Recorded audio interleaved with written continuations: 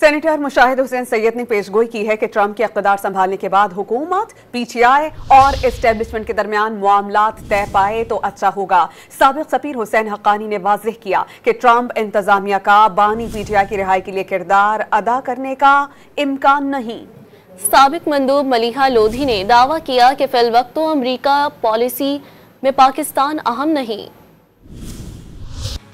Senator Mushahid حسین سید نے پیش گوئی کی کہ ڈونلڈ ٹرمپ کا دوبارہ امریکی صدر بننا عالمی سیاست کے لیے مثبت ہوگا۔ واضح کر دیا کہ ٹرمپ کے آنے سے اگر حکومت، تحریک انصاف اور اسٹیبلشمنٹ میں معاملات طے پائے تو یہ پاکستان اور امریکہ دونوں کے لیے اچھا ہوگا۔ پاکستان کے انٹرسٹ بھی لنکڈ ہیں اسٹیبلٹی کے ساتھ، تو اگر کوئی ریلیف ملتا ہے، اگر کوئی ادھر کمپرومائز ہوتا ہے پاکستان کے اندر، ہیلنگ ٹچ ہوتا ہے، اگر حکومت اور حزب اختلاف یا عمران خان یا اسٹیبلشمنٹ کا کوئی معاملات طے ہوتے ہیں تو پاکستان میں امن استحکام آئے گا۔ امریکہ میں پاکستان کے سابق سفیر حسین حقانی نے واضح کر دیا کہ انہیں نہیں لگتا کہ ٹرمپ انتظامیہ بانی پی ٹی آئی کی رہائی کے لیے کردار ادا کرے گی۔ صدر ٹرمپ اور عمران خان دونوں پاپولسٹ لیڈر ہیں، اس لیے صدر ٹرمپ کے پاس ان کے لیے ہمدردی ہوگی۔